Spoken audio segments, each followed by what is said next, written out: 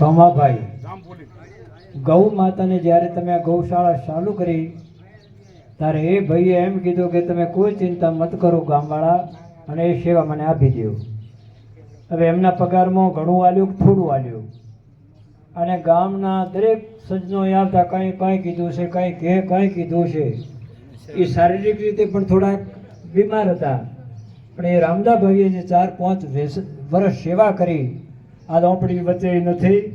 પણ ભગવાનને હું પ્રાર્થના કરું કે એમનો આત્મા ભગવાન શાંતિ આલે અને સ્વર્ગમાં વાસ થાય. અને રામદાભાઈ જ્યાં ઘડી કેટલી આપણે તકલીફો આવે એ પણ આપે સમજાવ્યું. રામદાએ 5 વર્ષ સેવા કરી, પણ ગૌશાળાની કોઈ ફરિયાદ નથી આવી. કોઈએ કાંઈ કીધું, કોઈએ કે હો કે તમે કો એમ, તમે કો એમ, તમે કો એમ. અને એ રામદાભાઈ અને હસતો ચહેરો, આવો ગોવાળ મળવો એ પણ એક ભગવાનની કૃપા હોય મળે. પણ ભગવાન આગળ આપણે બધા લાચાર શું કરીએ? પણ એના પરિવારને ભગવાન શક્તિ આપે અને એમના આત્માને સદગતિ આપે. આવા પવિત્ર પ્રગાણમાં હું પ્રભુને પ્રાર્થના કરું. અને બીજું, અત્યારે ગોવાળે સાંભળતા હોય તો સાંભળજો ભાઈ, તન મન ધનથી સેવા કરજો. તમે માવજી ભાઈ હોય કે આ દેહાઈ નામ શું છે, રામાભાઈ, સદભાવનાથી સેવા કરજો તો સ્વાર્થનો સ્વાર્થ અને આત્મા કલ્યાણ પણ ભેળું. પણ એમાં આપણે જો પેલું અંદરો અંદર કંઈ રાખીએ તો એનો ઠીક ન કહેવાય. પણ તો અત્યારે દરેક ગ્રામજનોએ, ટ્રસ્ટીગણોએ આપણા પર વિશ્વાસ મૂક્યો, તો સદભાવથી ગૌ માતાની સેવા કરજો. કોઈ નાનું હોય, દુબળું હોય, જીન હોય, હીન હોય, એના પર વિશેષ ભાવ રાખજો, ધ્યાન રાખજો, અને એને પગભર કરજો તો તમને પગભર ભગવાન કરશે. કોઈ ઢોળાત બેઠો ને ઢોળો ચડાવો તો તમારે હાથ ભેગી કદી ઢોળો ન આવે. પણ કે હવે તો ઊભું છે, હવે ઊભું છે, હેડો અહીંયા જઈને આવો, અહીંયા એ બેદરકારી ચાલે નહીં. આપ સુકૂન દિલથી સેવા કરજો. 2 રૂપિયા પગાર કદાચ ઓછો પડતો છે, ટ્રસ્ટીઓ પૂરો કરશે, પણ દેવ ભાવથી સેવા કરજો. ભાઈ માવજી ભાઈ ચો જ્યાં માવજીભાઈ, હમણાં મારા બાપજીઓ જ્યાં હતા ગૌશાળામાં જોવા, તો મને એમ કીધું કે પ્રાણનો રેટનો દુબળો ઘણો દેખાય. એ તમારે ભાગે આવે માવજીભાઈ? આપણે નવા વાળ તો જોનો હોય. મને બાપજીએ કીધું કે બાપજી તમે આવો છો કે નહીં? મેં કીધું મને તો હવે કોમમાં જગ્યા મેં હેડતું તો અવરણું નથી. તો કે તમે આવો તો સારું કહેવાય, બાકી પરાલા વાડામાં સેવા બરાબર ઓછી દેખાય છે. નાખવાનો કઈ ખૂબ દેખાય છે, પણ આટલો માર દુબળો ને આ જે દેહાની સેવા કરે આ સેવા સારી. એટલે આ બીજાના હાથે ન્યાય શું છે, થોડું ધ્યાન રાખજો. ખૂબ ખૂબ આનંદવાદ. પડિયાર સાહેબને તો આપણે યાદ કર્યા, પણ એમના પુત્ર એવા વિક્રમસિંહ પડિયાર મને હમણાં મળ્યા હતા, પણ કોઈ કારણસર ઉતાવળથી પણ પાછા પોતાને બોલાયા. સાહેબ તો સાહેબનું પણ આપણે સન્માન કરવાનો હતો, પણ એમનો વિક્રમસિંહનો મારા ગૌશાળાના આખા ગ્રામજનો તરફથી એમનો બહુમાન સેવા, અને આપણે પણ કંઈક બને એટલી સેવા સહકાર આપતા રહેજો. પરિવારને ભગવાન સુખી રાખે. એટલે થોડી માવજીભાઈ સેવામાં ધ્યાન રાખજો. ખોણ બોણ ખરવા આવે તો મારી જગ્યામાં ઢોર છે, હજી દવા ચાલુ છે.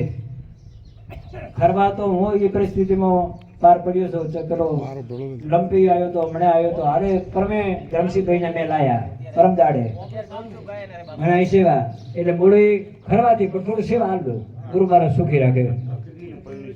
અને આ દરબારના 2 કુંવર છે, કકજી ને પ્રવીણસિંહ, અને એક ઉત્તમસિંહ, ભૂપેન્દ્રસિંહ, સોમરસિંહજી. આ 3-4 દરબારોના દીકરા જ્યારે કોમ પડે કે કંઈક આવજો કે વગડામ ગાયો દુખી આપણે લેવા જાવું, ઓલી ગાયને દુખી થાય લેવા જાવું, એમને ઘરે ઘીનો ઘોડો બાઠો મારતો ભલે કે મારે, પણ ઇમરજન્સી આવી અને ગૌ માતાની સેવા કરે. ખૂબ ખૂબ ધન્યવાદ. અને ધન્યવાદ આપીએ. ખૂબ ખૂબ તાજો સેવા ધર્મ બહુ બસમો છે. અને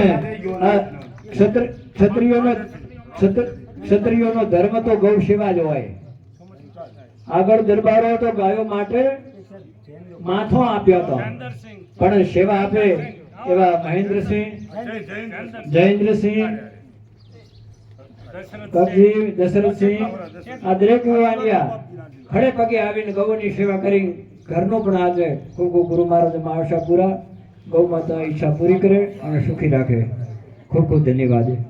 એમના અત્યારે પપ્પાની પર ખોટ ચાલે છે. સાચું કહેવા વાત સાચી છે.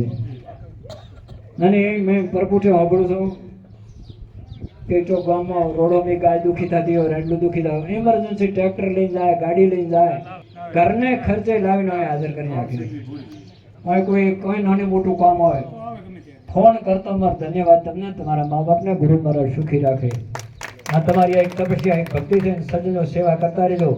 દરેક સમાજના ભાઈઓને કોઈ યુવાનીઓને કોઈ ડેરીએ દૂધ ભરાવવા આવતો તો એક ઓટો અહીં મારી જ જાજો. કોઈ રવિવારનો રજા હોય કોઈ ગામમાં પ્રસંગમાં આવ્યા હોય તો કે હેડો કોઈ કામ હોય તો અપડાવો. આપણી સૌની ફરજમાં છે કેમ એમના ફરજમાં એવું નથી. જે જ્યારે તારે કોઈ આવો તો નજર કરજો આ ગોવાળાને થોડી મદદ કરજો તો આપણો આ બગીચો છે હર્યો ભર્યો રહે અને ગૌ માતાનો આશીર્વાદ આખા ગામ ઉપર વરસ ગામમાં હજાર સુખ રહે શાંતિ રહે સંપત્તિ રહે અંદરના ભંડાર ભરાય આપણા ગામમાં આદિ વ્યાધિ ઉપાધિ ના આવે અને દરેક સમાજનો જય જયકાર થાય. એટલે દરેક સમાજના ભાઈઓને કહું કે એક ઓંટો અવાજ અઠવાડિયે તો મારતા રહેજો.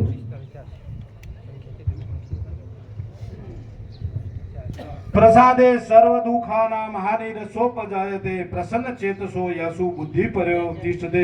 ખૂબ ખૂબ આભાર સાથે 11,000 રૂપિયા પટેલ હીરાભાઈ રામસિંહભાઈ તરફથી ગૌ સેવા માટે મળે છે. ખૂબ ખૂબ ધન્યવાદ. તાલીઓ સાથે દાતાશ્રીને ધન્યવાદ આપીએ.